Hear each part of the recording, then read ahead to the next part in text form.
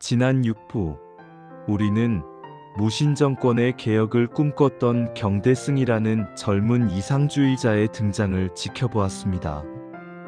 그러나 짧고도 덧없었던 그의 시대는 병마와 함께 쓰러졌고 그 후 고려는 다시금 깊은 혼란 속으로 빠져들었습니다.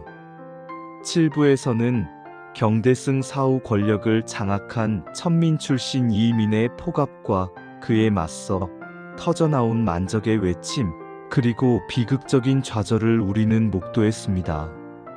재상과 장군도 할 수 없는 노비는 어디 있는가? 지금 최하층민인 우리가 일어설 때다. 라는 만적의 절규는 무신정권의 심장부를 관통하며 고려 사회의 근본적인 모순을 적나라하게 드러냈습니다. 하지만 칼날 위에 세워진 왕국은 멈추지 않습니다. 이민이 피 흘려 세운 권좌 위에는 또 다른 칼날이 겨눠지고 있었습니다. 백성을 위한 개혁의 염원은 점차 희미해지고 오직 권력에 대한 맹목적인 탐욕만이 왕조의 명운을 잠식해가는 암울한 시대? 이제 무신정권의 혼란 속에서 가장 강력하고 오랫동안 권력을 유지하며 고려를 뒤흔들었던 절대 권력자 최충원의 시대가 막을 엽니다. 모든 무신들을 뛰어넘어 제왕적 권력을 휘두른 최충원의 피로 물든 등장은 과연 고려에 어떤 미래를 가져올까요? 무신정변 칼날 위에 세워진 왕국. 이번 8부에서는 무신정권의 절대 권력자 최충원의 피로 물든 등장을 다루겠습니다. 1. 탐욕의 끝, 이민의 몰락. 1196년 봄, 고려의 수도 개경은 겉으로는 평온해 보였으나 그 속은 끓어오르는 용광로와 같았습니다. 7부에서 다루었던 만적의 난은 비록 실패했지만 이민의 폭정이 고려 사회의 모든 계층에 걸쳐 불만을 쌓아가고 있음을 명확히 보여주었습니다. 천민 출신이라는 한계를 넘어서 권력의 정점에 선 이민은 그 누구보다 탐욕스러웠고 그 탐욕은 썩은 내를 풍기며 고려를 병들게 했습니다. 그는 왕마저도 하대하며 위세를 떨쳤고 자신의 아들들을 비롯한 일족들은 백성의 재산을 수탈하고 민가를 침범하는 등 온갖 폐악질을 일삼았습니다. 이민의 횡포는 문물을 가리지 않고 모든 이들에게 절망을 안겨주었습니다. 조정의 대신들은 그의 폭정에 고개를 숙인 채 감히 거스를 엄두조차 내지 못했으며 백성들은 매일 밤하늘을 보며 저 지옥 같은 날들이 언제 끝날지 한숨만 내쉬었습니다. 강력한 권력은 필연적으로 견제를 낳는 법. 이민의 무도한 행동들은 조용히 때를 기다리던 한 인물의 칼끝을 더욱 날카롭게 벼리고 있었습니다. 바로 최충원이었습니다. 그는 정중부, 경대승 등 이전 무신 집권자들과는 다른 면모를 지닌 인물이었습니다. 비록 무인의 길을 걸었지만 그 속에는 남다른 정치적 감각과 냉철한 판단력, 그리고 무엇보다 무자비한 결단력이 숨쉬고 있었습니다. 그는 이민의 방탕하고 문란한 행보를 지켜보며 언젠가 반드시 그를 몰아내야 할 대상으로 점찍었습니다. 혼탁한 세상을 자신의 힘으로 정리하려는 야심이자 동시에 고려라는 혼란스러운 바다의 거친 물결을 잠재우려는 냉철한 이성이었습니다. 최충원에게 있어 이민의 몰락은 시대의 요구이자 새로운 질서를 세우기 위한 불가피한 과정이었습니다. 최충원, 때를 기다리는 칼. 최충원은 무인으로서의 뛰어난 무력과 함께 정치적 수완까지 겸비한 인물이었습니다. 그는 이민의 세력이 지나치게 강해져 그를 함부로 도모하기 어렵다는 것을 누구보다 잘 알고 있었습니다. 때를 기다리며 최충원은 명종과 은밀한 연락을 주고받았습니다. 무력화된 왕권의 주인인 명종 역시 이의민의 그림자 속에서 벗어나고 싶어 했고, 최충원의 강단이 있는 기계에 희미한 희망의 빛을 보았습니다. 왕실과 무신 사이의 오랜 반목에도 불구하고 둘은 이의민이라는 공동의 적 앞에서 잠시 손을 맞잡았습니다. 물론 이는 어디까지나 최충원의 큰 그림 속 작은 단계에 불과했습니다. 그는 단순히 무력을 휘두르는 무신이 아니었습니다. 그는 치밀하게 이의민의 일거수일투족을 감시하고 그가 저지른 악행의 증거들을 차곡차곡 모았습니다. 이의민의 아들들이 왕실의 산지를 함부로 침범하고 민간인의 집을 강제로 빼앗는 등 백성들의 고통을 가중시키는 행위들은 최충원의 명분을 더욱 확고히 해주었습니다. 민심은 이미 이의민을 떠나 있었고, 최충원은 그 민심을 자신의 칼날 위에 싣는 방법을 알고 있었습니다. 그의 행동은 냉철했으며 어떤 감정적인 동요도 없이 오직 목표만을 향해 나아갔습니다. 최충원에게 권력은 그저 혼란을 다스리고 자신의 뜻을 관철하기 위한 도구였을 뿐, 이의민처럼 그 자체에 매몰되지 않았습니다. 3. 비극적인 권력에 단두대 이의민의 최후. 마침내 최충원이 오랜 시간 갈고 닦은 칼날을 빼들 때가 왔습니다. 1196년 4월, 최충원은 그의 아우 최충수 등과 함께 이의민 제거 작전을 개시했습니다. 이의민이 자신의 아들과 함께 개경근교 미타산 별서에 머물고 있다는 정보를 입수한 최충원은 지체 없이 기병을 이끌고 별서를 급습했습니다. 상황을 알아차리기도 전에 기습당한 이의민은 황급히 말을 타고 도주하려 했으나 최충원의 추격은 너무나도 빨랐습니다. 추격 끝에 이의민은 가까스로 도피처를 찾으려 했지만 이내 최충원이 휘두른 칼날에 목숨을 잃고 말았습니다.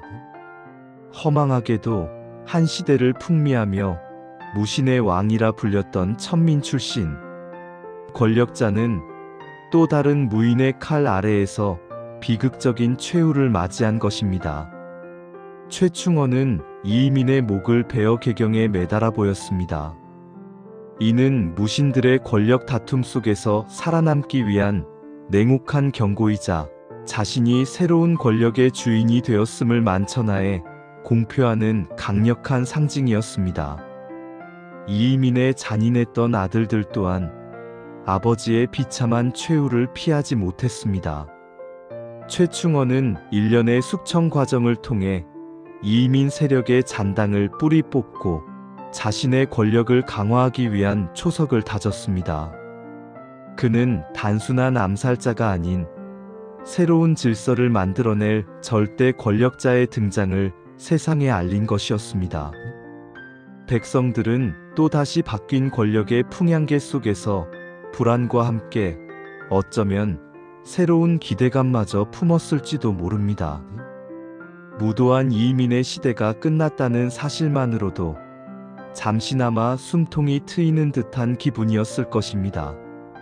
4. 봉사 10조 개혁의 가면을 쓴 권력 강화. 이의민을 제거하고 권력을 장악한 최충원은 곧바로 명종에게 상소문을 올렸습니다. 이름하여 봉사 10조. 이는 단순히 권력을 차지한 무인의 보고가 아니었습니다. 최충원은 이 상소를 통해 무신정변 이후 고려 사회의 혼란을 수습하고 나라를 개혁하겠다는 강력한 의지를 피력했습니다. 그가 제시한 내용은 민생 안정, 탐관오리 처벌, 관료 기강 확립, 불교 폐단 시정 등 고려 사회가 안고 있던 고질적인 문제들을 정확히 짚어내는 듯 보였습니다. 언뜻 보기에 봉사 10조는 왕실의 권위를 회복하고 백성의 삶을 안정시키려는 진심 어린 개혁안처럼 비쳤습니다. 그러나 냉혹한 권력의 속성은 언제나 양면성을 가집니다. 봉사 10조는 최충원이 자신의 집권을 정당화하고 새로운 지지 기반을 확보하기 위한 정치적 선언이기도 했습니다. 그는 개혁을 명분 삼아 자신에게 반대하는 기존 세력을 제거하고 자신의 세력을 등용하여 조정의 권력을 완전히 장악했습니다. 특히 탐관오리 처벌 조항은 이의민의 잔당들을 숙청하고 문신들의 반발을 잠재우는 강력한 수단으로 활용되었습니다. 이렇듯 봉사 10조는 명분으로는 왕실의 부활과 민생 안정을 내세웠으나 실질적으로는 최충원 독재의 서막을 알리는 신호탄이었습니다. 이를 통해 최충원은 자신의 지배를 단순한 무력 찬탈이 아닌 시대의 요구에 응답하는 합리적인 선택으로 포장했습니다. 또 교정도감과 도방 철옹성 같은 권력의 구축. 최충원은 봉사 10조를 통해 정치적 명분을 확보하는 한편 실질적인 권력기구를 강화하는 데 주력했습니다. 그가 가장 먼저 착수하고 가장 오랫동안 자신의 권력 기반이 되었던 기구가 바로 교정도감이었습니다. 교정도감은 본래 권력형 비리나 국정 운영의 잘못된 점을 바로잡는 임시기구로 설치되었지만 최충원에 의해 상설기구화되고 점차 그 기능이 확대되었습니다. 그는 이곳을 통해 국가의 인사, 재정, 사법권을 모두 장악했고 심지어 왕실의 업무까지 관장하며 명실상부한 최고 통치기구로 만들었습니다. 이제 왕과 기존의 조정기구들은 형식적인 존재로 전락하고 교정도감이 모든 국정을 최종적으로 결정하는 실질적인 최고 권력기관이 된 것입니다. 또한 최충원은 자신의 사병 집단인 도방을 재정비하고 강화했습니다. 도방은 경대승 시대에 그 틀이 마련되었지만 최충원 시대에 이르러 규모와 기능이 비약적으로 확대되어 그의 절대적인 권력을 뒷받침하는 핵심 무력 기관이 되었습니다.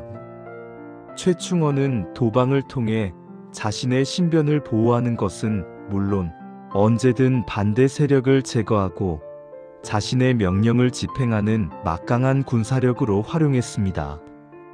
이제 최충원은 교정도감으로 국가를 통치하고 도방으로 국가의 모든 반발을 진압하는 그야말로 제왕적 권력을 갖춘 무신 최고 지배자로 우뚝 섰습니다.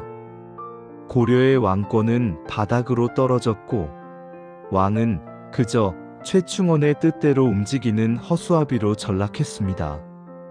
이는 무신정변 이후 가장 강력하고 견고한 독재 정권의 탄생을 알리는 서막이었습니다.